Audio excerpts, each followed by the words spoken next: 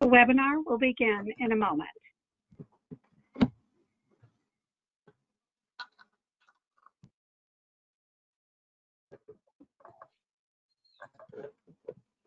Hello. On behalf of the National University System, it is my pleasure to welcome you to our K-12 webinar series, Building a Bridge to Online Teaching. This webinar series was developed to provide K-12 teachers meaningful insight and the ability to enhance your skills in navigating the transition from teaching in a traditional classroom setting to teaching in a virtual or online environment. My name is Nancy Rowland-Heinrich, and I serve as the Senior Vice President for National University.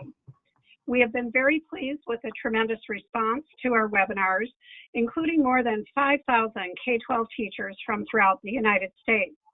We'd like to give a special thanks to those of you who have participated in the first 4 sessions, and a warm welcome to those of you joining us for the first time today. Please note that our presenters have read your feedback from the prior sessions and have tried to integrate that information into the other presentations. Today is the 5th of our 5-part series in Building a Bridge to Online Teaching. We launched the webinars with the 5 most important strategies to being an effective virtual teacher, followed by creating a digital presence in a virtual classroom. The 3rd webinar was teaching through engagement in a virtual classroom. Last week, we had practical application for teaching STEAM. And then this will be followed today by the future of virtual education and what is next. Please note that all of our webinars are recorded and uploaded on the session. And at the end of the series, if you've participated in 4 or more sessions, you'll be eligible to receive a certificate upon request. Let me introduce my National University System colleagues and today's speaker. My colleagues are fabulous, very knowledgeable online educators, and they've led the webinar series.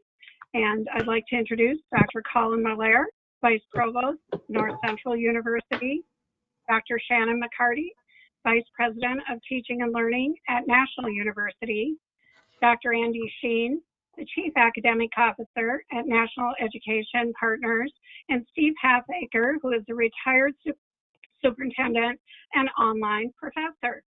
And today's presenter will be Dr. Michael Kolodziej, the Vice President of Operations at ELM Learning. So at this time, I'm pleased to turn the session over to our moderator, Dr. Steve Halfaker. Thank you, Nancy. It's a pleasure again to be here. I want to welcome again, happy Friday to all the teachers and educators who are making this amazing transition to the online space. We certainly appreciate your support and attendance, and thank you for joining us today for our 5th topic, as Nancy mentioned in our series. Last week, Dr. McCarty and Dr. Sheen gave us an excellent picture of how to engage students in STEAM and STEM, and I want to thank all of you out there who were giving ideas and support to add to our sciences resource list. That is greatly appreciated, and that is has been put together and will be shared with you. This week, as Nancy mentioned, we're exploring the future of the online learning space and the implications of situated learning. It's my privilege to introduce Dr. Michael Kolodziej. Michael is a leader in the field, as you've heard, of e-learning, overseeing design teams in the development of curriculum for higher education and for corporate initiatives as well. Mike currently serves as the Vice President of Operations for ELM Learning. ELM is a creative learning agency based in San Diego, and it serves Fortune 500 companies in the development of content for effective learning experiences. Mike completed his doctorate in learning technologies from Pepperdine and focused his dissertation work on the integration of computational thinking into the curriculum for higher education. What inspires me personally about Mike's work is his passion to help and improve learning systems and engagement for all students by creating truly world-class digital learning experiences. So without further ado, and again, I want to thank everybody for their participation and their input and questions and ideas. And without further ado, Dr. Kolodziej. Well, thank you, Steve, for the kind introduction. It's a real pleasure and an honor to be here with you all today discussing such an important topic and one that I'm so passionate about. A wise man once said, a man once wiser than I, it's very hard to predict, especially the future. That was Niels Bohr, Danish physicist. And despite that, I'm going to come to you today with a presentation entitled What's Next? The Future of Virtual Learning. And I do this with a little bit of experience in mind. Steve gave you a nice overview of me professionally, but just a little deeper dive into me as a person. My name's Michael Kolodziej. I'm father of two, a boy and a girl, Jacob and Leah. They're both high schoolers now. I'm a former high school science teacher. I taught biology and physics at La Jolla High. I've been an instructional designer. I've been a technologist, an online faculty member, and really recently have focused on becoming a leader in learning design and innovation. It's all to say, boiling it down, I am a learning nerd, and I would love to be friends with you all. So I've included a couple of links here to my Twitter and my LinkedIn. You'll have a copy of the presentation available afterward with all of the links, I should say, just as a precursor. But I'd love it if you were able to connect with me on social media and stay connected with the work that we're doing, bringing these future technologies into fruition. You know, I get asked to do these talks from time to time, and typically I share this image as a beginning sort of grounding point, a quote by John Dewey, and really a picture that shows, for the most part, that school hasn't changed very much over time. And today I find myself in an entirely different position, of course.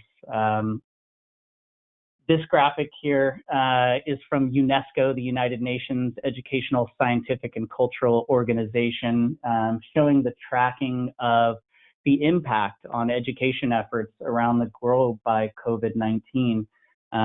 Again, link included. You can see the massive impact of this global pandemic. And though certainly this was not the way I assumed that education would receive a jolt of innovativeness, I think that there is an opportunity right now, since things are so different, for us to look at things differently. And my hope is that through our presentation today, you'll have that chance. Of course, things that seemed impossible just months ago are now a reality. We've got kids learning remotely. We had very little time to prepare for this. The cost is impactful, and I just want to take a moment to empathize and to just take a note to say, though I'm going to be showing you a lot of interesting things today, things that are potential future technologies, and even things that you can get into today, I recognize that we're in a tough spot.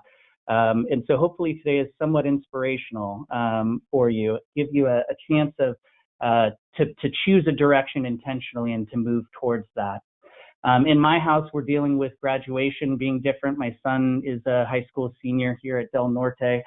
We're getting ready for drive-through graduation. The world is just a dramatically different place. And since I've invited you to become my friends, one of the things I like to do with my friends is share memes. And I think that memes in some way make things better. So just for fun, I thought I'd start with this one. Maybe you can relate. I did do my hair this morning and got all fancy for you because I knew I was going to be on video, but trust me, I've looked much worse most of the time. This one's a little edgy, but maybe you can relate. At least maybe your parents or your teachers can relate. We've got a lot of folks that are in different positions trying to do good work, and it's tough, especially if you're trying to do a job on top of teaching, or for you all as educators with your own children that you have to educate as well. It's just tough. And then maybe a little bit of humor at the end. Let's see who's really behind COVID-19. Maybe it was the Zoom Corporation, because they certainly have benefited quite nicely over the last couple of months. Another wise man, Albert Einstein, said, "In the middle of difficulty lies opportunity," and I think this is definitely true. True for right now. We are certainly in a difficult time, but we're also in a time of opportunity. Most of the stuff I'm going to share with you today is based in the field of the learning sciences, and the learning sciences sounds sort of generically like the science of learning, but really it's a subdiscipline, and it's a really important and powerful subdiscipline that I'd love for you to walk away with a little bit of an appreciation for. This is really an interdisciplinary investigation of learning in the real world. So learning scientists look at learning that exists in natural contexts, and they try to learn as much as they can about what makes that work. And then we go and try to create artificial context with the information that we learn from learning sciences. One of the things I'd love to summarize for you, because it's an important part of what I took away from learning the learning sciences in my recent academic studies, is that not all learning is the same. And I would say that it took me a long time to realize this. Even having been a student for many years through college, through graduate school. And so I want to share a little bit of a framework with you before we jump into the fun stuff. So I'm going to make an argument here that there's different types of learning and knowledge. The first and most basic being abstract. So I've shown a graph here basically of some relationships between pressure in the lungs, oxygen level, cardiac failure. It's a medical, some of you may recognize it better than I do at internet graphic. It's a medical diagram that shows the relationship between variables. And while this is incredibly important information, this wouldn't quite get you to the point where you would be fully prepared to act upon this information. And so what we typically do is we try to get students to apply abstract information through problem solving. So, think general math. We might teach you Pythagorean theorem, and we have you do, a million Pythagorean theorem problems to make sure that you've got that framework down. The learning sciences, because it exists mostly in natural contexts, and because we study learning in the real world to design learning in school, the focus tends to be more outside of the abstract and the applied, and more into the situated. And you can tell situated would be, it's still a heart monitor and an oxygen level monitoring, but instead of the abstract knowledge of this curve affecting that curve, now we're starting to bring this science and this knowledge into the human realm. And of course, it's not a real human being, it's just a representation of one. But through these simulations, these scenarios, these solving problems in context, we are much better able to take that raw abstract information and use it in the real world. Finally, I would submit to you that I think that the best way to learn things is authentically by doing the actual thing that you want to learn. And it took me, again, lots of years of study to come up with that, which is crazy because it's a remarkably simple concept. But in the learning sciences, again, and today, we're really going to focus on these two areas, situated and authentic. So authentic being doing the real thing, situated being as close as you can get to it without actually being the thing. We're going to talk about three areas today.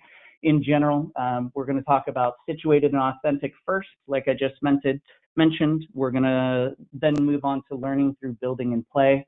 And finally, a little look at AI and adaptive learning. So let's go ahead and jump into situated and authentic. One of my favorite examples of the importance of situated and authentic learning has been illustrated through my daughter, Leah, who's 15 years old. She's a student at Del Norte. She's interested in cats, soccer, photography, pretty much disinterested in anything that's not a cat. Incredible student, hard worker. She won a photography contest here for taking a picture of her best friend in school. This was at the Del Mar San Diego County Fair this last summer. But I'm reminded of a time when Leah so excitedly came home to me and said, "Dad, I'm going to be on the safety patrol." And I thought to myself, well, this is magical and wonderful. What a great opportunity for Leah. And also, as a parent, I sort of went into panic mode. Leah at the time was a fifth grade student, and again, very conscientious, smart, good learner. But she's also a fifth grade student. And as a parent, the idea of my child directing traffic for the safety and lives of other children really kind of struck the fear of the Lord in me. And, you know, my first thought was, this is what it's going to be like. And I'm sure this wasn't it. I found this on the internet, included the link for you too, so you can check it out as well. But, you know, I just imagined if they started to teach, they tried to teach Leah and the other kids about safety patrol the way we try to teach about the rest of the world, how might that work out? You know, if you had this list of duties, you know, check traffic in all directions for a suitable gap and then permit children to cross. Gosh, it sounds so simple, doesn't it? I can imagine reading these rules and then going out excitedly, Leah, and saying, okay, now I've read all the rules, I know what to do. Well, what's the problem with that? The problem is that context matters, right? So in theory and practice are the same, but in practice, they certainly are not. And a lot of people are attributed to that quote, but come to find out, we're not really sure who said it, or at least I'm not really sure, so I wasn't willing to put anyone down there. But look at the two examples here. You know, what happens when you read the simple manual and you go out into the real world and all of a sudden the kids start running across the yellow light when they're not supposed to go? What do? Do you yell at them and tell them to stop? Do you hope that they go fast enough to make it through traffic? Like, where is that in the manual? Where is this, you know, mom or dad, somebody distracted driver T-boned a school bus in the middle of the parking lot?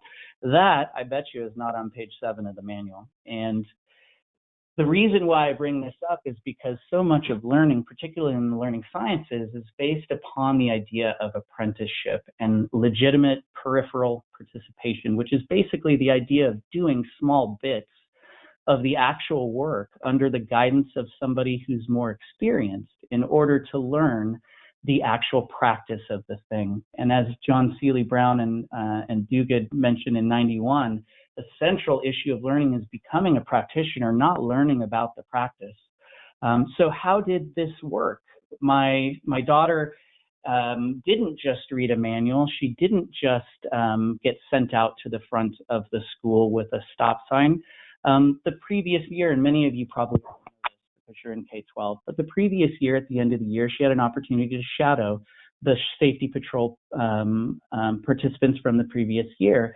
And she got to stand there and watch them initially and observe and see what they did and how they did it. She got to then ask questions, perhaps. Why did you let that car go, but not that student? And from that begins to get a sense from the person with the expertise, what is actually happening and how is it that you're able to make these decisions? Finally, it sort of progresses through this pattern where eventually my daughter Leah might have been the one to say, oh, I think it's time to put the sign down now. And the expert would say yes or no and help correct her misunderstandings. This legitimate peripheral participation is such an important part of learning, and one that is devoid in many of the ways that we approach learning currently. And one of the things that I think technology can help us with, and I'm excited to share with you today. So legitimate peripheral participation, again, means doing stuff that's real. And so let me give you an example of something students can do that's real. Seeing these communities in action inspired us to create Bird Cams Lab, an online space where CAM viewers not only connect to nature via cams, but do field biology in their living rooms by teaming up with scientists to co-create scientific investigations.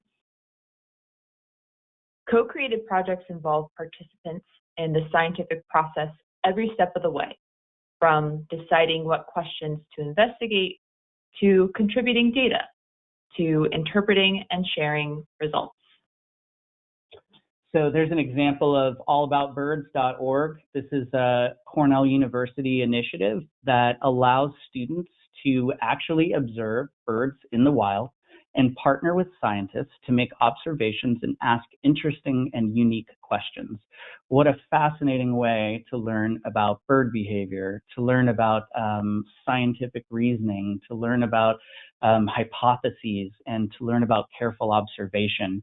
I'm sure we can read about those in a book, but wow, what a more impactful experience to help our students to actually do it.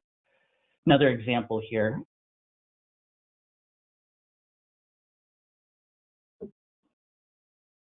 Using survey data from massive studies, students code with software from SAS, Python, Stata, or R, and present the results through poster presentations. If you put kids in charge and you support them beyond having kids that know stuff, you're actually going to have kids that want to learn more. We're saying, hey, look, you can solve problems and you can have an expertise that an adult doesn't have. Having the kids explain things to adults and explain what they did and how they did it, it's very empowering. If we don't give these So here's another example, passion-driven statistics. So instead of giving students a statistics book and have them work problems from beginning to end that they don't have a real passion or interest in, giving the students an opportunity to ask a real question in the real world. We are so full of data. The world is full of the Internet of Things, collecting data. There is more data available today than there ever has been. And to allow students the opportunity to actually participate in something that is real might be a new affordance of technology and the way that we view our online learning. Along with the new opportunities that are provided by technology are new realities and new possibilities. I'm not going to spend a ton of time. We have a short period today to go into the details, but I am going to show you a couple of examples today of simulations and virtual reality. And of course, the simulation exists on a flat screen, and virtual reality is immersive. And so let me take an example here. A couple of months ago, I had an opportunity. This is me looking goofy with my headset on and my two hand controllers. I had an opportunity with a friend who's worked for a VR company to explore the International Space Station. I had to exit the space station and travel outside and make a repair using the controllers, using my head to move around. An incredible immersive experience, allowing you to imagine the context and to be in the context of a situation without having to actually be there. Another example, and this one is a free example from YouTube, and many of you have probably seen things like this, but it's the Sistine Chapel in 360 immersive VR. As it sits on my computer screen, I can sit here and change the perspective, look up, look down. But when you put your smartphone, which everyone has these days, into a VR headset, cue up this video and put it on like the previous picture showed, you are immediately immersed and transformed into a new space and time where you can think about and experience and see things in ways that weren't previously possible. It's currently possible today to travel the world in virtual reality. Another immersive virtual reality experience. Oh, okay. Yes, that would be nice. I'll let it play for a moment. So again, if the headset were on, anywhere I look would be demonstrated through the screen. I'm showing you on a flat screen just because that's the way we need to do it for this demonstration. But in this particular case, we used this video. It's freely available by awalkthroughdementia.org. It's the Alzheimer's Foundation in the United States, or in the UK. And they've created a series of immersive videos which help people to understand what it's like to live with dementia. So contrastingly, prior to this assignment being added into a college classroom, students were to have read a textbook type of input and maybe answered some questions about the disease and what it's like to care for people with the disease. And sure, you can get a certain amount of learning that way. But in this case, you are able to, through just a shift in perspective, occupy the space of somebody who is having trouble, in this case, navigating her way home. She was walking with her friend. Her friend took a phone call. She became impatient and kept walking. And all of a sudden, she becomes very lost and very confused. And while you're inside of this experience, you can't help but feel that. You can't help but empathize with people. And the richness of this learning experience compared to reading about it in a textbook are orders of magnitude more impactful. Again, this is something that's available currently on the web. So that's situated in authentic learning experiences. Just to recap, doing real stuff, simulating real things have become more available and more possible through advances in technology, and we're primed to take advantage of it into the next several years. We'll make a quick transition to learning through building and play, another one of my favorites. Seymour Papert, founder of the MIT Media and AI Labs, and also the father of constructionism, said something that I think resonates. Every maker of video games knows what makers of curriculum don't seem to understand. You'll never see a video game being advertised as easy. Kids who do not like school will tell you it's not because it's too hard, it's because it's boring. And boy, if that doesn't remind me of my son, Jacob. Jacob is 17. He loves anything with a screen, games, money, and he is probably the most disinterested in school. Now, this is not entirely different from me as a kid. I was an Atari Nintendo fan. Maybe I have some folks out there that can relate. And I was thinking about the first game that I played on Atari, which was Pole Position. And maybe you've all played this before. You just simply trying to race other competitors around the track. And I discovered, interestingly, that there's an actual game manual for this game. And it kind of caused me to chuckle because I'm positive that I took the box out, threw the game manual to the side, plugged the disc in, and went straight for it. Right? This is how I would argue most people are inclined to learn. The joystick it was one stick and one button. You could hardly mess it up, and you're certainly aware that you're trying to keep it on the road and go fast. So as I started to think about this, I started to think about games and the affordances that they have and how they've changed over the years.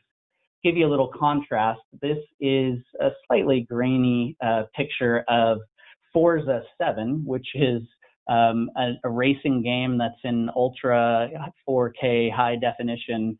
And one thing that's kind of interesting is I want you to notice there's a series of arrows that are on the track superimposed as this loops through. What these arrows do is they actually guide the learner to learn how to take the corners and how to make the most efficient moves on the track. If the arrows are blue or green, you go faster. If they're yellow, you caution or slow. And if they're red, you better hit the brakes. And you can superimpose this to help yourself become better at situated learning within the context of this game.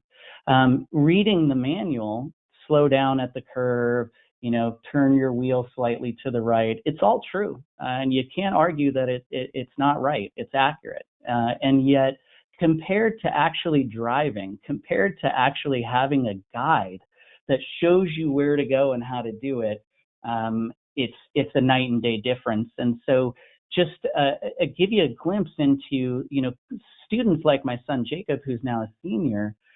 He's used to sort of self-directed learning in a lot of ways. He would go to the Forza website, participate in these forums. Learners ask each other questions. How do you do this? What do you do about this problem? Obviously, there's videos all over the internet where people post themselves playing games and explaining what they do. And even more so than that, there's an opportunity for something that I find kind of fascinating, which is cognitive apprenticeship. And I'm going to pause real quick before I play this, but Alan Collins wrote about the idea of cognitive apprenticeship in the early 2000s. This is the idea that we can learn cognitive processes and how people think through talking out loud and conversing and interacting with a cognitive someone who is more versed in the act and the practice that you're trying to accomplish. So one of the things that I think is super cool is that cognitive apprenticeship occurs all the time in video gaming through an app called Twitch. Twitch is a live screen where people can play video games and actually interact with their followers.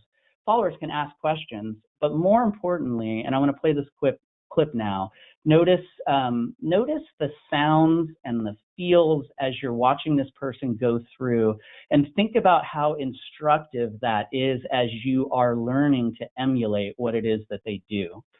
Whoopsies, let's see, technical difficulties, there we go. I will keep you busy.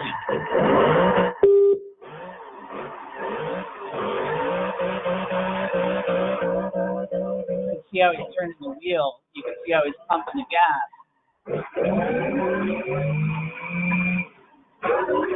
You can literally ask this person, questions about, how is it that you're able to drift like that? What's your fastest time? What car did you build in order to make this happen? Technology has allowed us now to collaborate in ways that just weren't possible a few years ago, and cognitive apprenticeship through technology is definitely an opportunity for us. If I had to leave you with one general thought about games, it would be this. If one were to peruse the user manual for the most popular video games, he would be quickly overwhelmed by the seemingly impenetrable technical terms and contextualized grammars. In fact, until you play the game, the manual is arguably useless and certainly not engaging in and of itself. However, once one plays the game, those rules and reference dynamics become intelligible. And even more importantly, the manual becomes a resource or a tool for maximizing gameplay performance. Now, this is the kicker. In schools, children are handed the manual but not shown the game. In fact, the context of schools, engaging in the actual game is considered an enrichment activity, while the manual remains the true object of teaching and target of testing. I implore us to find situations where students can do and learn through experience and play, and stop asking them to get excited about reading the manual. Quick note on gamification, since this is a sort of a popular buzzword. Gamification is not a bad thing. A younger, more principled learning on fire Mike would have said gamification is horrible. It's chocolate-covered broccoli, and I still do believe, in a sense, that that's true. There's nothing wrong with intrinsic motivation, extrinsic motivation, badges, points, visual rewards, structured paths. But I would just posit one note into your mind, which is gamification is okay, but gamification to overcome bad design or disinteresting learning is not serving our students. Instead, I suggest a thing called gameful learning, and gameful learning really is when the mechanics of the game, the way the game works, is aligned with how it is that you are going to be learning, the thing that you're actually learning. And I thought, wow, in the middle of pandemic, what an interesting idea to discuss the possibility of a game that would teach you how viruses spread. And there actually is a game called Pandemic. I did some research and discovered it's actually not that accurate. So I want to put that out as a qualifier. But the game in and of itself allows you and challenges you to try to stop the spread of disease by taking certain actions against different types of communicable diseases. And the properties of these diseases, the way they mutate, where they come from, how quickly they spread, all are played out in real time. What a magnificent way to learn the subtle differences between the way virus mutations might impact global epidemics, pandemics. Again, the idea of playing and learning is so fundamental to us as human beings, and yet we have sort of equated it to not seriousness. And I want to challenge that with you today. Of course, along with the virtual reality or simple simulations. I don't know if you've seen this website from the University of Colorado. If you're a physics or science teacher of any sort, there are a number of incredibly accurate and helpful simulations that allow students to play with things and see the response, not us tell them, hey, if you do this, that will happen. great, I heard you, and it doesn't mean much to me. If I can see it move, if I can make it move, deeper learning, deeper understanding. I'm going to switch gears from the gaming into the building part, and this brings apart another quote from Seymour Papert about constructionism. And this is a learning theory that he helped pen around his work with Logo, which is a programming and physical world interface that he used to help teach kids about math and computers. But constructionism, basically, he argues that learning happens especially felicitously in a context where the learner is consciously engaged in constructing a public entity. In other words, he argued that building something that mattered was an incredible way to learn. And that when people were building something that mattered to them, that the learning was much more aligned with the way that we build knowledge as human beings, not aligned with this idea that knowledge is fixed and exists and we send it over to others. So I'm going to suggest that we make objects to think with. I know we're a little short on time. One way that we can do this is through Scratch or through App Builder. MIT is an incredible resource for web-based interfaces that allow you to do stuff that's real. In Scratch, you're able to build interactive multimedia objects, students of all ages. And in App Inventor, you're able to develop apps that actually run on real hardware and devices. Both of these are supported by incredible communities where there are knowledge bases, active members, teaching resources. It's an incredible opportunity to give students a chance to do something that means something to them. Another arm of this constructionism is physical construction. So that was sort of virtual. I had an opportunity in 2015 to travel to Singapore with my fellow students from Pepperdine in our global education course, and witnessed this in practice, where students are actually working together to make physical objects that then do things. So in this particular example, the bottom right, you see students were making a video game controller out of computer programming and small hardware devices that I'll show you just a little bit more about in a second. Pretty smart guy, Douglas Rushkoff, said something I think that was pretty important. He said that, we don't just learn to read, we learn to write. And what he says here is basically summary: in the emerging highly programmed landscape, we will either create the software or we will be the software. It's really that simple, to program or to be programmed. And I think we have a tremendous opportunity to help our students to learn through building digital assets and programming, which will prepare them for the world ahead. There's a couple of platforms that are very popular. To the top of the project box. I'll mute this and just let you watch the video, but this is a video of a project I made at Pepperdine.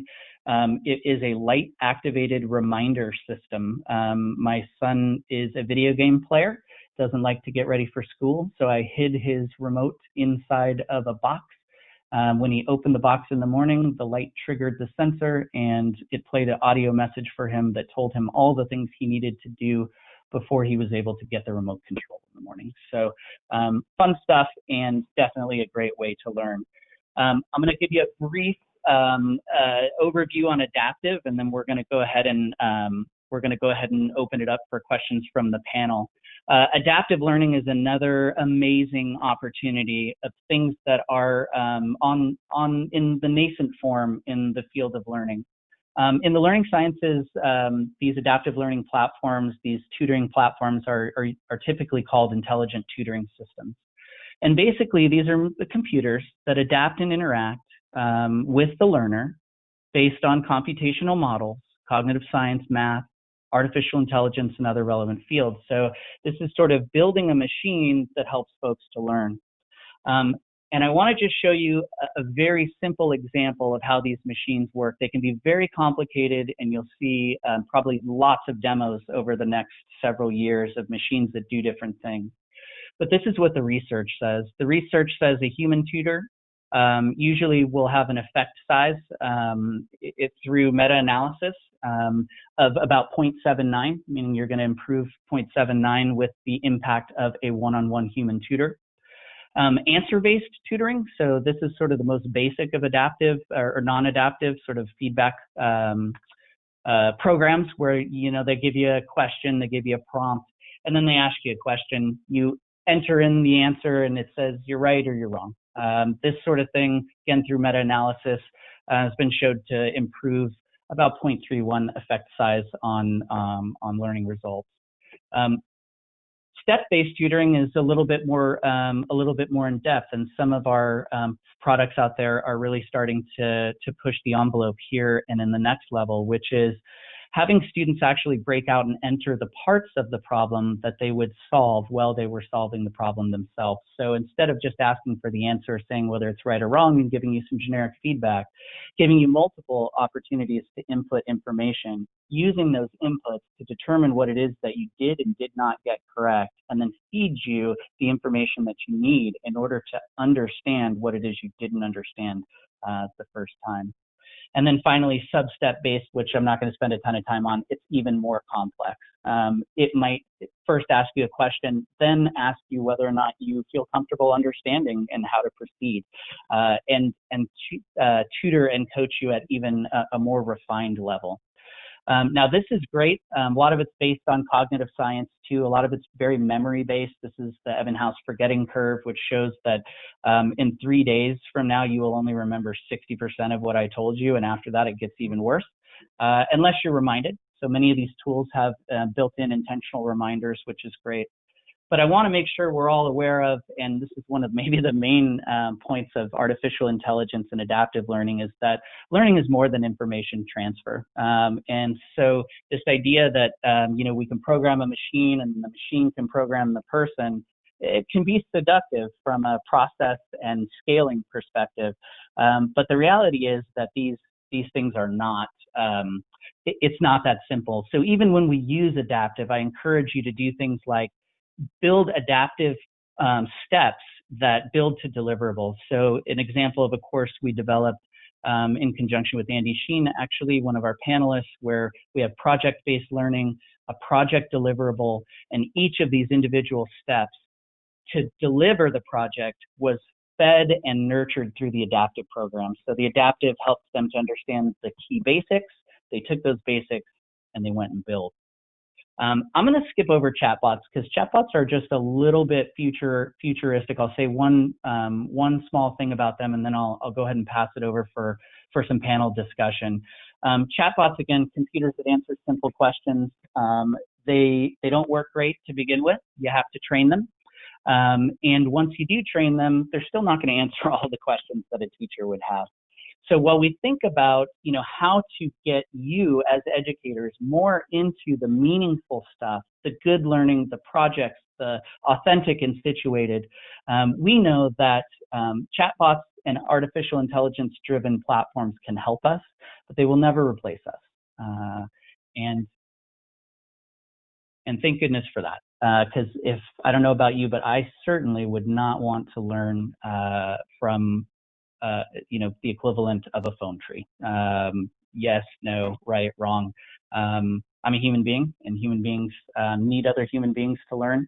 And so combining those two things, I think, is a really powerful way, building competencies with the artificial intelligence, and then delivering projects with your project-based learning is an amazing combination of two different approaches that we're going to see a lot of into the future. So thank you so much.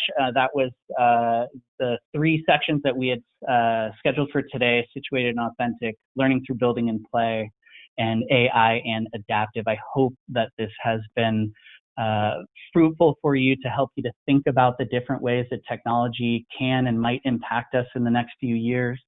And I just want to remind you again, you know, if we teach our students the way we taught our students of yesterday, we remind them of tomorrow.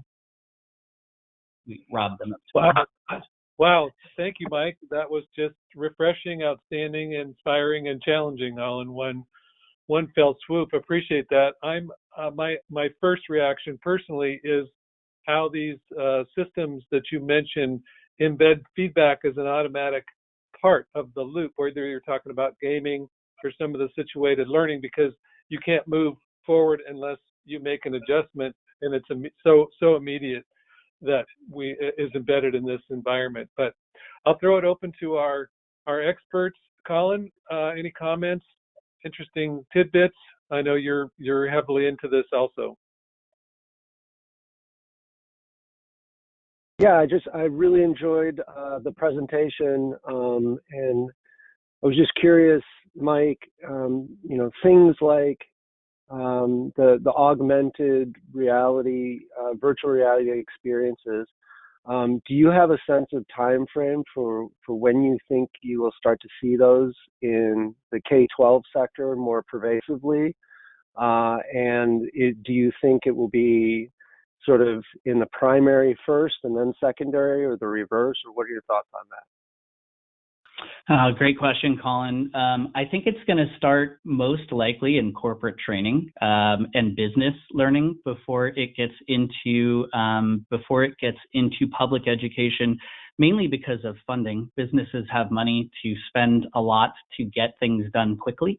I'm also notorious for predicting that things will happen much quicker than they actually do. I was thinking about this morning. I wrote an essay in college about how we were all going to do online shopping in 1995. It's now 25 years later, and it's finally happening. So my anticipation would be a little aggressive, but gosh, I hope in the next 5 years that each student would have at least some component of virtual, immersive, mixed reality as a part of their education.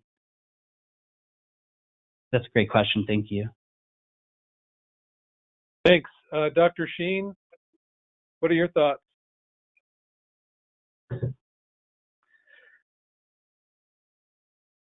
Sorry, Steve, I was on mute. So first of all, it was a fabulous presentation. Actually, my question to Mike is actually more about passion. And I was struck, having known Mike for a while, but in your presentation as well, you talked about, not necessarily being a kid growing up in school that loved learning, and yet here you are, fast forward, sort of evangelizing this learning. Like, what was the shift for you? Like, what inspired you? What sort of, put you in this place of being an evangelist? Like, what happened? Oh, it's a great question, Andy. Yeah, I was always the student that I felt like I was smart enough to succeed in school, but I just wasn't interested in most of it. And because of that, I felt, and I think a lot of students go through this, they feel like they're not good enough or there's something wrong with them. And as I observed the world myself and as I became an educator, I came to realize that this is detrimental to students, that we've created a system in which the context that we provide them is really artificially and made up. We made up school, and school doesn't work for everybody. And so my passion, my fire is to find ways to learn that are more aligned with what we know about human cognitive architecture and less about tradition. And I think that holding on to tradition stifles a lot of students. And I was one of those, Andy. I know that you were probably one of them as well. Outside the box thinkers, people who want to do. We don't want to be told or preached at. We want to go learn. And I think that that's been a big part of my transformation, is really wanting to give students like me a better experience. Mike, one of the areas that's popular now are students involved with making their own YouTube channel and creating media. How do you see that as part of this larger situated learning effort? Yeah, I think it's excellent, Steve. Like, the idea of developing media, there's something like Papert said, right? When you create something, it's an object to think with. You make, even if you're molding clay, right? You might mold it into a certain shape and then step back and look at it. Now you can see it from a different, it might look like something different.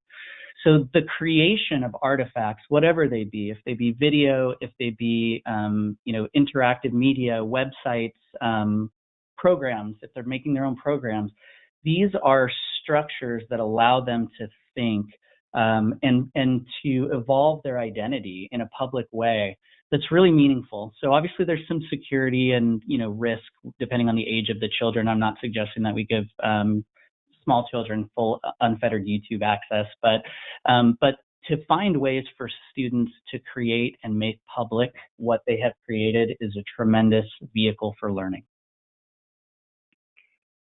Thank you. I think that just about bumps up to our time. Dr. Sheen, any final thoughts? Thank you again, Mike. That was just wonderful, fantastic. Andy, any final thoughts for our five series panel and our high five and moving forward? Yeah, I mean, I just want to first of all just say thank you to our panelists who spent a lot of time preparing and engaging above and beyond. I think hopefully you all will agree that it was a worthwhile session. So thank you to all of you. Most important, thank you to all of you who have participated. We know this is an unprecedented time. You're working super hard trying to teach kids. As Mike mentioned, you might be teaching your own kids as well. We appreciate you. We want to do anything we can to support you. And hopefully what you heard over the first 5 sessions is sort of our strategies about how we think great virtual instruction happens, right? It starts with creating that presence, making the students feel like you're a real human being in the virtual environment and getting to that place of curiosity.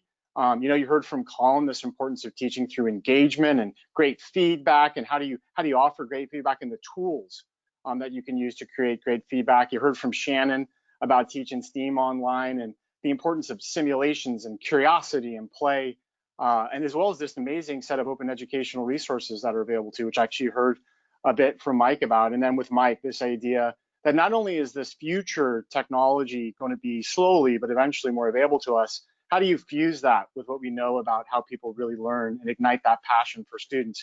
But I would say to you, develop your own strategy, right? This is ours, but what's yours? And so that's part of the excitement, right? You might have your own pedagogy about what great instruction looks like inside your classroom. How do you then think about that within the online realm? That's something hopefully that you're curious about now and you begin to mold. So thank you all so much for participating. Hopefully it's been valuable, and we appreciate all the things that you guys are doing to make a difference in students' lives. All right, back to Nancy. Hi, and a special thanks to Mike Kolodziej today. That was just fabulous, and we clearly understand why he considers himself and others consider him to be an online learning evangelist. Not only provided insight on the future of online education, but I think he shared with all of you, all of us, the possibilities for enriching the teaching experience for you as a teacher as well as for your students. And again, we thank the collaboration of the National University System presentation team for all of the time and effort that went into this series. I think everyone who participated benefited. And we also appreciate the Sanford Education team for hosting our webinars. Participating from the National University System, we not only had National University, but North Central University, the National University Virtual High School, Sanford Harmony and Sanford Inspire programs, as well as national education partners. And during the pandemic, the National University System has been very pleased to provide K-12 educators a wide array of free resources. We've shared these during the other webinars, but we have great resources and tools online. All of these recordings are available for you on the website, and we're going to be launching online learning tools this week. Additionally, our Sanford programs have online toolkits for the Inspire program, as well as Harmony at Home, and a free course offer from National University, as well as the Virtual High School. So on behalf of the National University System and our wonderful presenters, we would like to extend our sincere appreciation to all of the participants. We are hopeful that your participation in this webinar series has helped to strengthen your knowledge in navigating the transition to teaching in an online environment. Enjoy your Memorial Day weekend as we honor those military men and women who have made the ultimate sacrifice serving our country. Stay safe and healthy. Thank you. Thank you.